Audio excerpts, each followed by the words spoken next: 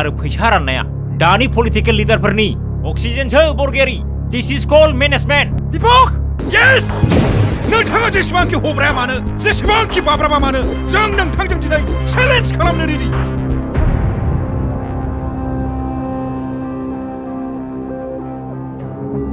एसेबां जुदि फैसा दङब्ला मानो थिखा मावबाय दं इन्डास्ट्रिफोर खुलिनो हाया नोंसोरो गेट आउट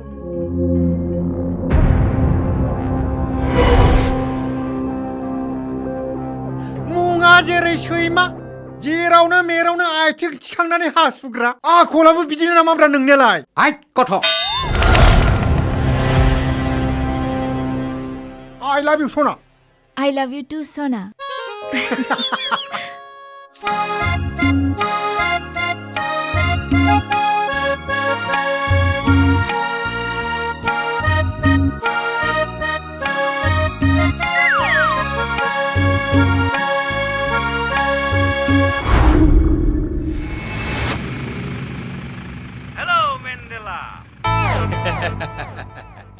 आइ बुस्थुफोरखौथ' इउटुबारफोरा बिगासिनो दंना बै एनिथिं एमजे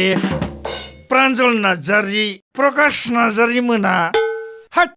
बै बड'लेण्ड टाइगाराबो बिदि नामाब्रा बिसायख'थिनि समाव नोंसोरबादि लेखा गोरों लाइमोनफोरा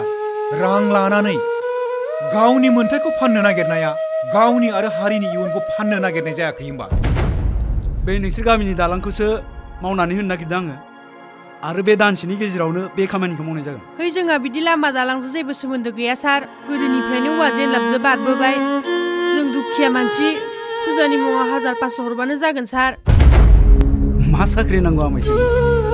गोसोआव दंना आमाय बिसायख'थिनि समाव जेब्ला आं नोंनि न'आव थांनानै आथिङाव हमनानै भट बिहैदोंमोन अब्ला मा बुंदोंमोन गोसोआव दं आमाय बेसे गोबावजों गथ' गथायनि इयुनखौ लानानै बिसायख'थिनि समाव दाम दर खालामबाय थाबावनो सारा गैया मैया क'क्राझाराव थांनायानो फैयाखै बेलायथो खारखुमाबायानो आरो बेरेफुंजानि नोंथाङा जेसेबांनो गावखौ सासे मोजां पलिटिकेल लिडार होननानै प्रुभ होनो नाजागोन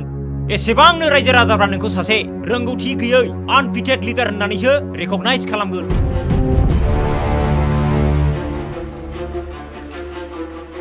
Now you are the failure leader of this constituency.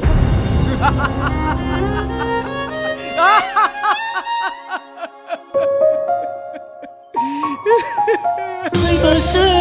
जागोन नामा आंनि मिजिंआ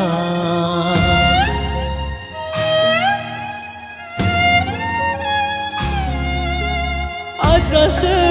जागोन नामा आंनि थांखिया